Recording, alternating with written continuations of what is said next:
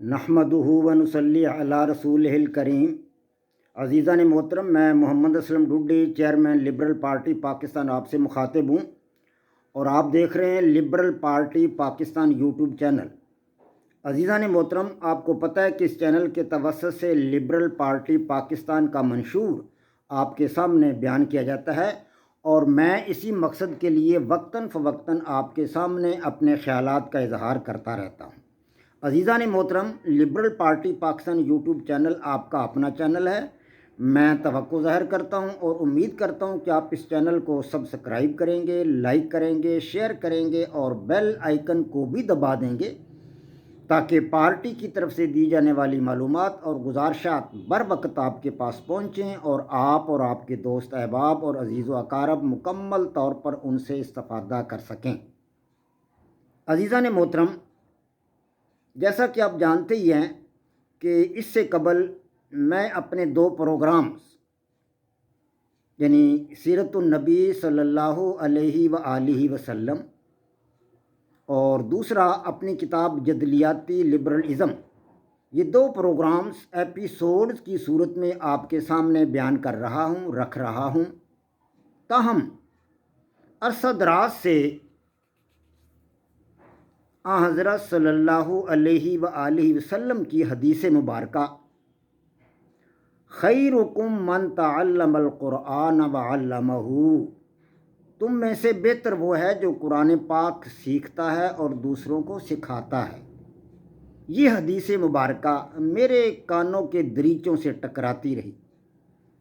اور مجھے اس جانب راغب کرتی رہی، متوجہ کرتی رہی، دھیان دلاتی رہی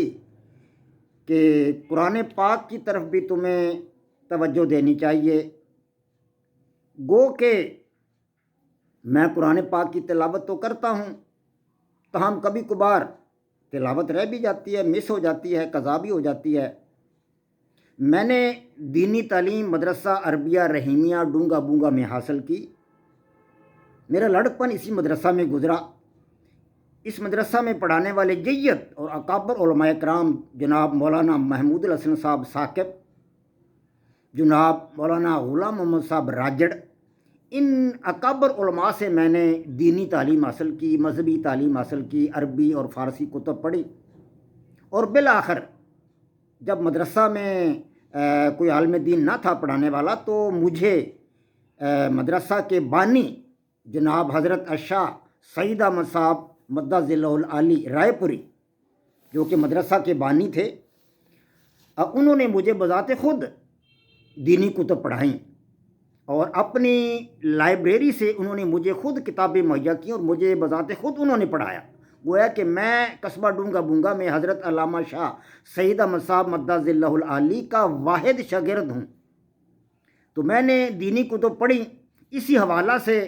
قرآن پاک کی تفسیر میں جب مدرسہ محلہ لبانہ والا میں مسجد فردوسیہ میں امامت کرتا رہا کچھ عرصہ، تو اس دوران بھی میں نے قرآن پاک کی تفسیر اس مسجد میں بیان کی کرتا رہا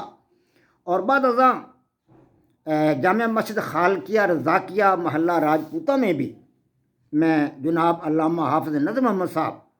جو نماز تراویح پڑھاتے تھے، تو نماز تراویح میں جتنا قرآن پاک وہ پڑھتے تھے، نماز تراویح کے فوراً بعد میں اس کا خلاصہ اردو زبان میں بیان کیا کرتا تھا۔ یہ میں نے تقریباً 5-6 سال مسلسل کئی سال تک میں نے یہ کام کیا اور قرآن پاک کی تفسیر بیان کی، قرآن پاک کا خلاصہ بیان کیا۔ تو میرے دل میں یہ خواہش تھی کہ میں قرآن پاک کو بھی لوگوں کے سامنے رکھوں اور فہم قرآن کے عنوان سے قرآن پاک کی تفسیر جو ہے وہ لوگوں کے سامنے بیان کروں۔ اس سے مجھے ایک تو یہ فائدہ ہوگا کہ میں قرآن پاک کے ساتھ براہ راست میرا ایک تعلق جڑ جائے گا، اسے روزانہ پڑھوں گا، سمجھوں گا، لوگوں کے سامنے بیان کروں گا، تو اس سے مجھے بہت زیادہ فائدہ ہوگا، اجر ملے گا، ثواب ملے گا اور قرآن پاک کے ساتھ جڑ جانا میرے لیے ایک مطلب جو ہے سعادت والی بات ہوگی۔ اور اسی طرح میں عوام کو بھی جو کچھ میں خود سمجھتا ہوں، جو کچھ میں نے پڑھا ہے اکابر علماء کرام سے، وہ عوام تک پہنچاؤں گا تو ان کو بھی اس سے فائدہ ہوگا۔ تو اس بات کے پیش نظر میں نے فہم قرآن کے عنوان سے آپ کے سامنے قرآن پاک کی تفسیر بیان کرنے کا سلسلہ شروع کیا ہے، یہ سلسلہ میں نے آج سے شروع کیا ہے۔ تو سب سے پہلے اللہ تبارک و تعالیٰ سے دعا گو ہوں کہ اللہ تبارک و تعالیٰ مجھے حق اور سچ کہنے کی توفیق عطا فرمائے، اور مجھے قرآن پاک کی تفسیر جب تک میں زندہ ہوں بیان کرنے کی اور آپ کو سنانے کی توفیق عطا فرمائے، اور اللہ عز و جل مجھے اور آپ کو اس کے سننے کا اجر عطا فرمائے۔ جیسا کہ میں آپ کے سامنے بیان کروں گا اور آپ اس کو سنیں گے، تو اس طرح گویا ہم دونوں،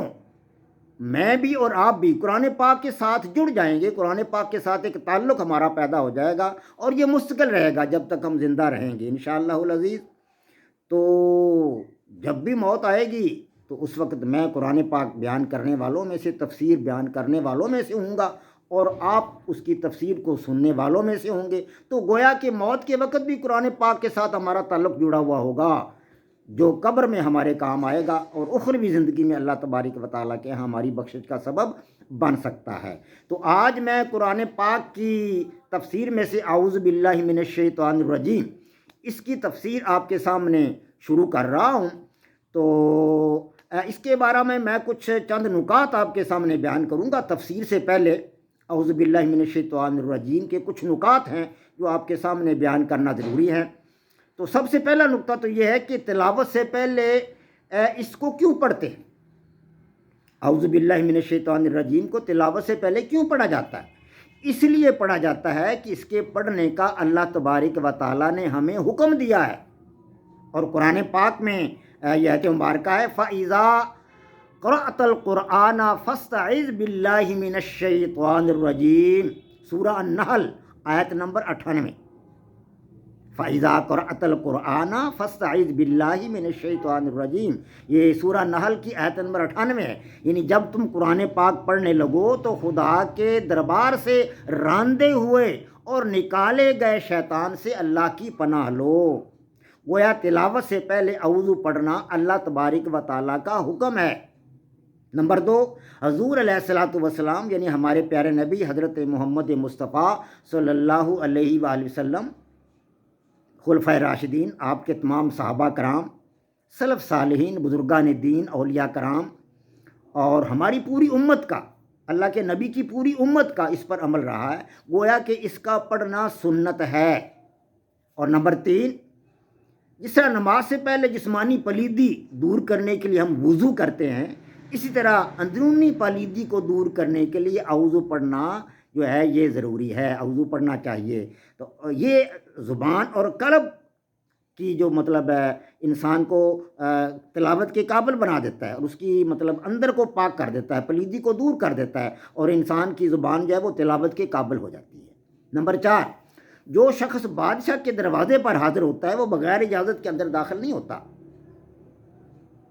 تو اسی طرح بارگاہ الہی میں حاضر ہونے کے لیے بھی ہم اللہ تبارک و تعالیٰ سے دعا کرتے ہیں کہ یا اللہ پاک ہمیں شیطان سے پناہ عطا فرما، ہمیں شیطان سے پناہ دے۔ تو اسی طرح جب اللہ تبارک و تعالیٰ کے دربار میں ہم حاضر ہوں تو ہمیں جو ہے وہ اس کے دربار میں حاضر ہونے کے لیے بھی اعوذ پڑھنی چاہیے، اور بغیر اجازت کے کچھ عرض نہیں کرنا چاہیے، بلکہ اجازت لینی چاہیے۔ اور اجازت کیا ہے؟ اعوذ باللہ من الشیطان الرجیم، بسم اللہ الرحمن الرحیم۔ تو یہ ایک اجازت نامہ ہے۔ تو نمبر 5 ہے کہ حاضری بارگاہ کے وقت درباری جو ہے وہ لباس لوگ پہنتے ہیں۔ جب بھی کسی دربار میں جاتا آدمی تو ایک مخصوص لباس پہنتا ہے، وہ اپنے جسم پر اس کے لباس ہوتا ہے۔ اسی طرح اللہ تبارک و تعالیٰ کے دربار میں حاضر ہونے کے لیے اعوذ جو ہے یہ حاضری کے وقت جو ہے یہ زبان اور قلب کا ایک لباس ہے، انسان کی طرف سے زبان اور قلب کا ایک لباس ہے، اعوذ باللہ من الشیطان الرجیم۔ اور چھٹی بات یہ کہ مخلوق سے جب انسان خالق کی طرف متوجہ ہوتا ہے، یعنی جب انسان ساری مخلوقات کو، یعنی جتنے بھی جن و انس ہیں یا مطلب حیوان ہیں، جمادات ہیں، جتنی بھی چیزیں ہیں کائنات میں، ان سب سے جب انسان دور ہو کر اللہ تبارک و تعالیٰ کی طرف رجوع کرتا ہے تو اس کے لیے وہ اعوذ باللہ من الشیطان الرجیم پڑھتا ہے۔ گویا کہ میں، اے اللہ پاک، اے میرے پروردگار، میں ساری دنیا سے ہٹ کر تیرے دربار میں آ گیا ہوں، تیرے پاس آ گیا ہوں، اور تیری ہی پناہ میں آنا چاہتا ہوں شیطان مردود سے۔ تو گویا کہ یہ مخلوق سے خالق کی طرف رجوع کرنے کا ایک انداز ہے، ایک طریقہ کار ہے۔ اور ساتویں بات یہ ہے کہ اعوذ پڑھنے میں انسان اپنی کمزوری کا، اپنی بے بسی کا اور اپنی مجبوری کا اظہار کرتا ہے، اور اللہ تبارک و تعالیٰ کی قدرت کا اظہار کرتا ہے کہ میرے پروردگار تو ہی طاقتور ہے اور تو ہی تمام قدرت کا مالک ہے۔ اور یہ گویا کہ اپنے نفس کو پہچاننے کا ایک طریقہ ہے کہ اس طرح انسان اپنے نفس کو پہچانتا ہے کہ اللہ تبارک و تعالیٰ کو تمام قدرتوں اور تمام طاقتوں کا مالک تصور کرتا ہے اور اپنے آپ کو بے بس اور کمزور اور مجبور تصور کرتا ہے۔ تو اس طرح گویا کہ من عرف نفسہ فقد عرف ربہ، جس نے اپنے نفس کو پہچان لیا گویا کہ اس نے اللہ تبارک و تعالیٰ کی ذات کو پہچان لیا۔ تو گویا کہ اعوذ باللہ پڑھنا اپنی ذات کو پہچاننے کے مترادف ہے۔ اور اسی طرح آٹھویں بات یہ ہے کہ شیطان انسان کا دشمن ہے اور اللہ عز و جل انسان کا والی ہے، مالک ہے۔ تو اپنے مالک مولا کے پاس حاضری، جب انسان اپنے مولا کے پاس حاضری دیتا ہے تو شیطان اس کا راستہ روکتا ہے، شیطان اس کے راستے میں آ جاتا ہے اور اس کا راستہ روکنے کی کوشش کرتا ہے۔ تو اللہ تبارک و تعالیٰ کے ہاں انسان پکار کر کہتا ہے کہ اعوذ باللہ، کہ میں اللہ کی پناہ میں آتا ہوں، شیطان مردود سے اللہ کی پناہ میں آتا ہوں۔ اور اس طرح وہ انسان جو ہے اپنے پروردگار کے دربار میں حاضری دیتا ہے اور اپنے رب کی پناہ میں آ جاتا ہے۔ آخری جو ہے نقطہ اس بارہ میں یہ ہے کہ مومن کا دل حق تعالیٰ کی تجلی گاہ، اللہ تبارک و تعالیٰ کی تجلی مومن کے دل میں ہے، اور مومن کا دل اللہ تبارک و تعالیٰ کے لیے باغ ہے، اللہ تبارک و تعالیٰ کی تجلی گاہ ہے، اور حق تعالیٰ کا باغ ہے، اللہ تبارک و تعالیٰ کا باغ ہے اور اس کا تخت ہے مومن کا دل۔ اور اسی طرح جنت ہمارے لیے اللہ تبارک و تعالیٰ نے باغ بنائی ہے، تو اللہ پاک نے ہمارے لیے شیطان کو جنت سے نکال دیا ہے۔ تو ہمیں بھی چاہیے کہ ہمارا وہ دل جس میں اللہ تبارک و تعالیٰ کی ذات ہے، اللہ تبارک و تعالیٰ کی تجلی ہے، اللہ تبارک و تعالیٰ کا وجود ہے، اللہ تبارک و تعالیٰ ہمارے دل میں موجود ہے، تو ہم بھی اپنے دل کو پاک و صاف کریں، ہم بھی اپنے دل کو پاک و صاف کریں، یعنی اپنے دل سے شیطان کو نکال دیں۔ جیسا کہ میزبان کے لیے ضروری ہوتا ہے، میزبان کے لیے ضروری ہے کہ وہ اپنے گھر کو پاک صاف کر لے مہمان کی آمد کے لیے، تو اللہ تبارک و تعالیٰ جب ہمارے دل میں ہوگا تو اسی صورت میں ہوگا کہ جب ہم اپنے دل کو پاک صاف کر لیں گے تمام غلاظتوں سے، شیطان مردود سے۔ تو اللہ تبارک و تعالیٰ یہ آخری نقطہ تھا۔ اللہ تبارک و تعالیٰ سے دعا گو ہوں کہ وہ ہمیں قرآن پاک کو سمجھنے کی توفیق عطا فرمائے، سمجھانے کی توفیق عطا فرمائے، اور ہمیں اس کا اجر عطا فرمائے۔ وما علینا الا البلاغ۔ پاک فوج زندہ باد، پاکستان پائندہ باد۔